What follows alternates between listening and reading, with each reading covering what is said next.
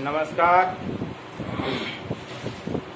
अब हम लोग देखेंगे नेक्स्ट डिफिनेशन। इसका नाम होगा अभिक्रिया दर की इकाई। अभिक्रिया की दर हमने पढ़ा, अभिक्रिया की औसत दर पढ़ा। अब हम लोग देखेंगे अभिक्रिया दर की इकाई। इसका इंग्लिश होगा unit of reaction rate. Unit of reaction rate. और आप देख भी रहे हैं, समझ भी रहे हैं कि एक सिस्टम से जुड़ा हुआ टॉपिक है। यहाँ से ऑब्जेक्टिव आपके सामने चालू हो जाएगा। ऐसे तो ऑब्जेक्टिव आपका अभिक्रिया की दर से ही चालू हुआ है, क्योंकि मात्रक वहाँ से निकला था। अब यहाँ पर भी आएगा अभिक्रिया दर की इकाई क्या होगा, इसकी परिभाषा। अभिक्रिया दर की इकाई प्राप्त करने के लिए, अभिक्रिया दर की जो इकाई होता है यूनिट, उसको प्राप्त करने के लिए क्या किया जाता है, सांद्रता की इकाई को, सांद्रता की इकाई को समय की इकाई से, समय की इकाई से क्या किया जाता है, भाग देने पर जो प्राप्त होता है वैसी अभिक्रिया को अभिक्रिया दर की इकाई या यूनिट ऑफ रिएक्शन रेट कही जाती है। पुनः गौर करेंगे, अभिक्रिया दर की इकाई में क्या हुआ कि सांद्रण की इकाई, अब बटे क्या है, समय है ना, दोनों से भागा देने पर जो प्राप्त होगा वही कहलाएगा अभिक्रिया दर की इकाई। इसका मतलब डिफिनेशन से ही फार्मूला की उत्पत्ति होगा। तो अभिक्रिया दर की इकाई बराबर क्या हो जाएगा, सांद्रण की इकाई बटे समय की इकाई बटे समय की इकाई भी लिख दीजिए, समय की इकाई। अब यहाँ प्रश्न उठता है, देखते हैं करीब से कि क्या खासियत था पीछे का जो हम इतना मेहनत से बेसिक नॉलेज दिया आपको और एक सिस्टम से आपने पढ़ा। बार बार यूज हो रहा है सांद्रण, थोड़ा सा हिंट्स कर देते हैं हम आपको इसी जगह। और इस सांद्रण का मतलब क्या था, सांद्रण का मतलब क्या आया था, मोल रता। इस मोल रताम का सिंबल क्या था, सॉल्यूशन पढ़े आप, बड़ी हैं। और इसी जगह और हिंट्स कर देते हैं हम आपको, इसी सांद्रण या इसी मोलरता का मात्रक क्या था, मोल प्रति लीटर, या इसी को आप लिखते हैं मोल प्रति लीटर, या जैसे चाहें, या मोल लीटर इनवर्स होता था ना, सॉल्यूशन पढ़े है ना। तो देखिए, सबसे पहले को सांद्रण का मतलब समझ में आया। अगर कोई सांद्रण का मतलब समझ में नहीं आएगा, कभी यह टॉपिक समझ में आएगा। एक सिस्टम क्या है, दूसरे सिस्टम से जुड़ा हुआ है, बार बार समझा रहे। इसमें हमने सॉलिड स्टेट में ऐसा इंस्ट्रक्शन नहीं दिया जिसके चलते एक आध स्टूडेंट कुछ तो कुछ मैसेज कर देता था। पता नहीं वो हमारा स्टूडेंट है कि कहीं किसी और का स्टूडेंट था, यह कहना बड़ा मुश्किल हो जाता है। लेकिन केमिकल काइनेटिक्स हम पहली नजर रखे हुए हैं। जैसे पोलियो अभियान में एक भी स्टूडेंट नहीं छोड़ना चाहिए, उसी तरह से केमिकल काइनेटिक्स में हमारा एक भी स्टूडेंट जरा सा भी विवाद खड़ा नहीं कर सकता अगर हमारा एक्चुअल में स्टूडेंट होगा तो। नहीं तो पता नहीं चलता, इसमें से कोई मैसेज कर देता है, मैसेज करता है तुरंत हम कॉल बैक भी करते हैं। आ जाइए यहाँ पे टॉपिक पर, अभिक्रिया की दर की इकाई। अब सबसे पहले हम क्या करते हैं, सांद्रण इकाई को तोड़ तोड़ कर हम स्पष्ट करते हैं। तो यहाँ पे क्या हुआ, सांद्रण की इकाई का मात्रक स्पष्ट लिख देते हैं, क्या होता है, मोल लीटर इनवर्स। क्लियर। तथा समय समय की इकाई का मात्रक। आप जानते हैं क्या होता है? सेकेंड यानी एस। क्लियर हो गया?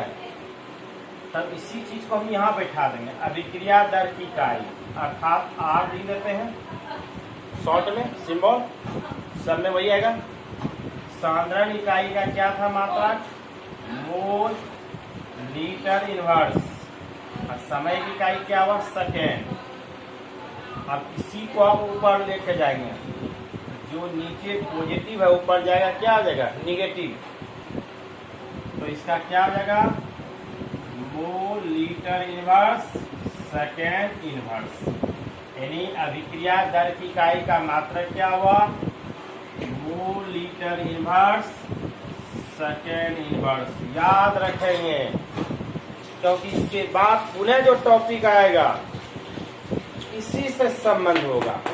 जो नेक्स्ट हम पढ़ाएंगे वेग स्थिरांक, यहीं से उत्पत्ति होगा। क्या अभिक्रिया दर की इकाई कहे या प्रतिक्रिया दर की इकाई कहे, जिसका मात्रक क्या हुआ? Mole litre inverse second inverse. Clear हो गया? अगर कोई पूछ दे आपको कि सांद्रता सांद्रण की इकाई का मात्रक क्या होता है? तो मोल लीटर इनवर्स। समय की इकाई का मात्रक क्या होता है? सेकेंड। अब वह समय की इकाई को किस रूप में पूछ रहा है?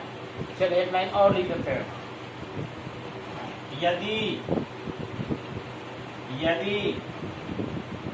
समय की इकाई को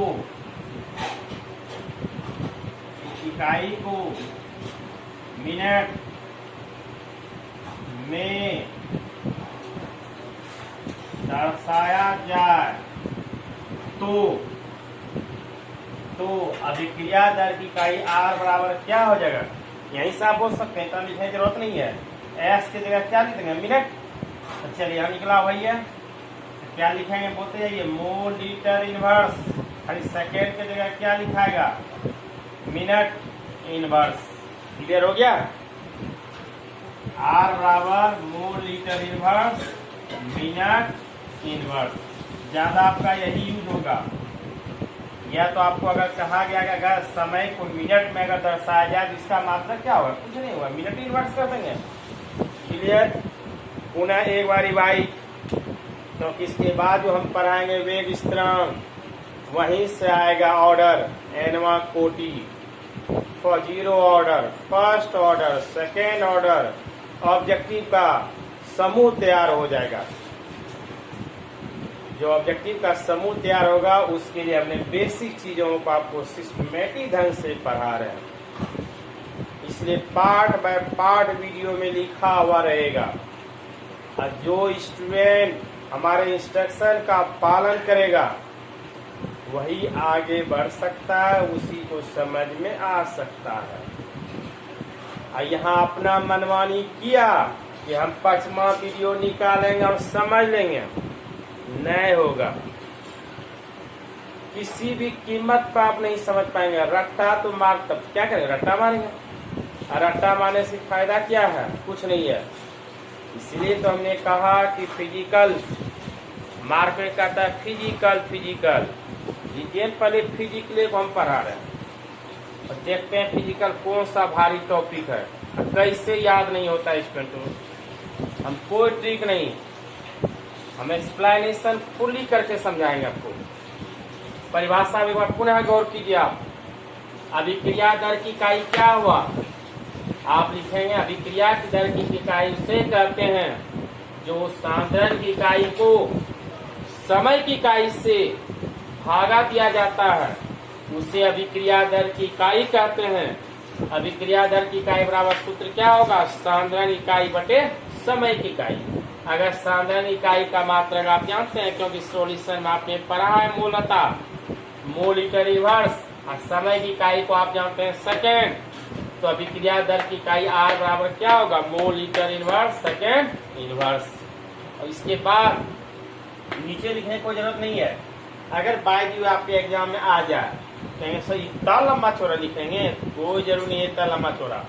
परिभाषा लिखे, समय इकाई समय इकाई, बाकी सीधा करेंगे कि अभिक्रिया दर की इकाई का मात्रक होता है mole litre inverse second inverse. वहाँ उसको समझाने का प्रयास नहीं करेंगे, हम नहीं यहाँ समझा रहे हैं आपको। वहाँ सीधा परिभाषा फार्मूला दिए या फार्मूला लिखे, इसके बाद इसकी मात्रा को लिख डाले, हो गया, 2 नंबर मिल गया आसानी से। अगर ऑब्जेक्टिव में भी पूछेगा, 4 विकल्प रहेगा ऑब्जेक्टिव में, अभिक्रिया दर की इकाई का मात्रा क्या होता है, mole litre inverse second inverse. Concept clear होते जा रहा है, बड़ा गौर करके जो है आप देखते जाएंगे।